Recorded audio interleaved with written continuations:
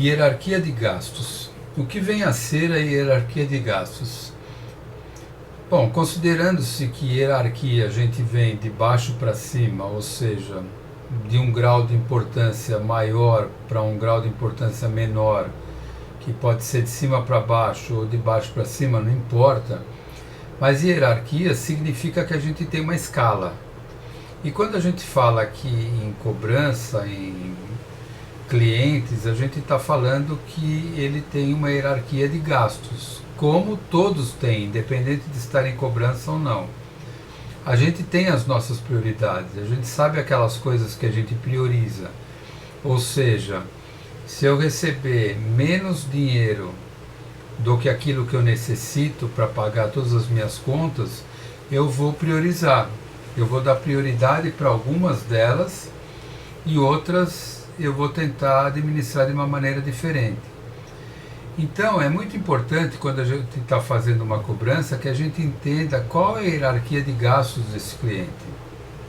Então aqui a gente dá como exemplo. Nesse caso, a prioridade maior talvez seja a alimentação, depois vem a saúde, a escola, transporte, férias, pagar os cartões, os crediários, combustível, a hipoteca da casa. Ou seja, a gente nota que algumas necessidades de pagamento, como as dívidas de cartões, crediários, etc., estão na parte de baixo da pirâmide, ou seja, é uma hierarquia mais baixa. Eu dou prioridade à alimentação, à saúde, escola e assim por diante. E se a gente for pensar bem, normalmente é assim que acontece. Ocorre que quando a gente está fazendo a cobrança, a gente tem que usar os argumentos que motivem o cliente a pagar, fazendo com que ele mude a sua prioridade. Que naquele momento ele consiga mudar a sua hierarquia e dar mais prioridade para suas dívidas.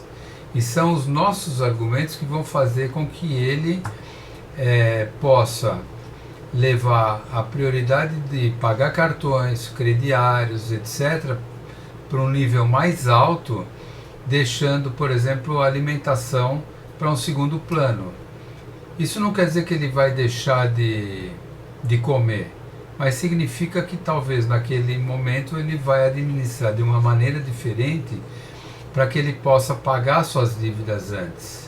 Afinal de contas, se ele pagar o cartão dele e poder utilizar o cartão, talvez o próprio cartão sirva como um instrumento para pagar sua alimentação.